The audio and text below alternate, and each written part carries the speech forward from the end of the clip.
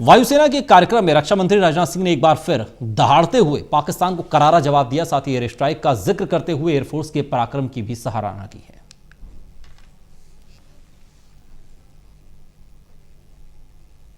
रक्षा मंत्री राजनाथ सिंह ने Indian air force की मारक क्षमता की भरपूर तारीफ की है। इंडियन एयरफोर्स के एक बुक लॉन्च के कार्यक्रम में रक्षा मंत्री ने बालाकोट एयर स्ट्राइक का भी जिक्र किया। इस कार्यक्रम में air chief marshal BS Dhanoa भी शामिल रहे।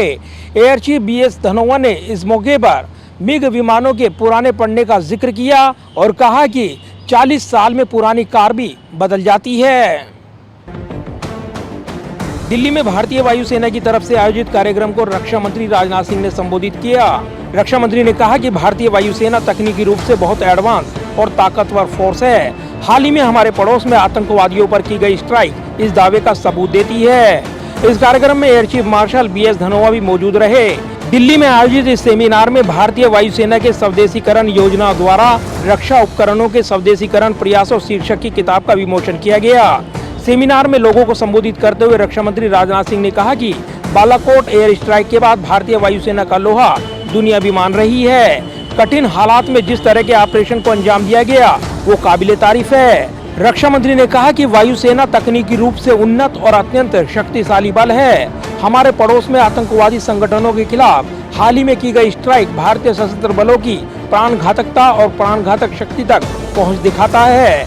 रक्षा मंत्री ने आगे कहा कि हमने निजी रक्षा क्षेत्र को सरकारी संस्थाओं में परीक्षण सुविधाएं प्रदान करने के प्रस्ताव को मंजूरी दे दी है।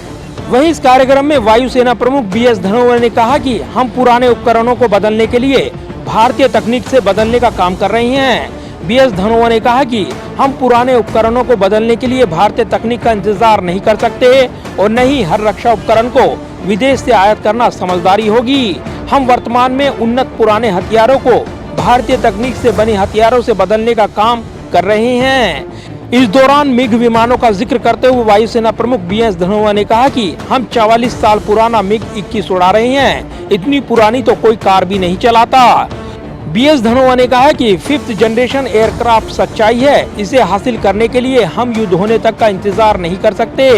भारत पाकिस्तान बॉर्डर पर बने तनाव को लेकर वायुसेना प्रमुख ने कहा कि उनकी तैयारियां हमने देखी है। उनकी क्या डिप्लोमेट है। इंडियन एयरफोर्स हमेशा सतर्क रहती है।